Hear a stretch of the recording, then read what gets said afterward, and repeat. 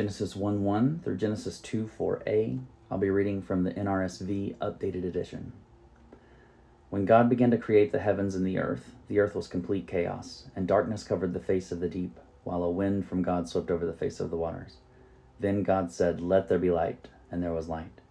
And God saw that the light was good, and God separated the light from the darkness. God called the light day, and the darkness he called night. And there was evening, and there was morning the first day. And God said, "Let there be a dome in the midst of the waters, and let it separate the waters from the waters." So God made the dome, and separated the waters that were under the dome from the waters that were above the dome. And it was so. God called the dome sky, and there was evening, and there was morning the second day. And God said, "Let the waters under the sky be gathered together into one place, and let the dry land appear." And it was so. God called the dry land earth, and the waters that were gathered together he called seas. And God saw that it was good. Then God said, "Let the earth put forth vegetation, plants yielding seed, and fruit trees of every kind on earth that bear fruit with the seed in it." And it was so. The earth brought forth vegetation, plants yielding seed of every kind, and trees of every kind bearing fruit with the seed in it.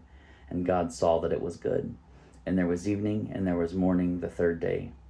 And God said, "Let there be lights in the dome of the sky to separate the day from the night, and let them be for signs and for seasons and for days and years, and let them be lights in the dome of the sky to give light upon the earth." And it was so.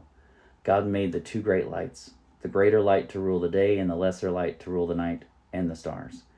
God set them in the dome of the sky to give light upon the earth, to rule over the day and over the night, and to separate the light from the darkness. And God saw that it was good. And there was evening, and there was morning the fourth day. And God said, "Let the waters bring forth swarms of living creatures, and let birds fly above the earth across the dome of the sky."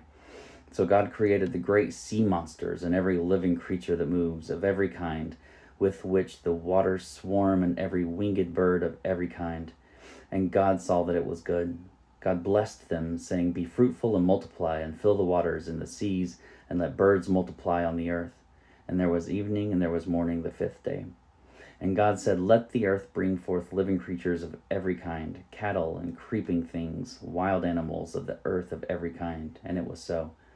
God made the wild animals of the earth of every kind, and the cattle of every kind, and everything that creeps upon the ground of every kind. And God saw that it was good. Then God said, "Let us make humans in our image, according to our likeness, and let them have dominion over the fish of the sea, and over the birds of the air, and over the cattle, and over all the wild animals of the earth, and over every creeping thing that creeps upon the earth." So God created humans in his image. In the image of God he created them. Male and female he created them. God blessed them, and God said to them, "Be fruitful and multiply, and fill the earth, and subdue it, and have dominion over the fish of the sea, and over the birds of the air, and over every living thing that moves upon the earth." God said, "See, I have given you every plant yielding seed that is upon the face of all the earth, and every tree with seed in its fruit.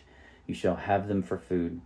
And to every beast of the earth, and to every bird of the air, and to everything that creeps on the earth, everything that has the breath of life, I have given every green plant for food." And it was so. God saw everything that he had made, and indeed it was very good. And there was evening, and there was morning the sixth day. Thus the heavens and the earth were finished in all their multitude. On the sixth day God finished the work that he had done, and he rested on the seventh day from all the work he had done. So God blessed the seventh day and hallowed it, because on it God rested from all the work he had done in creation.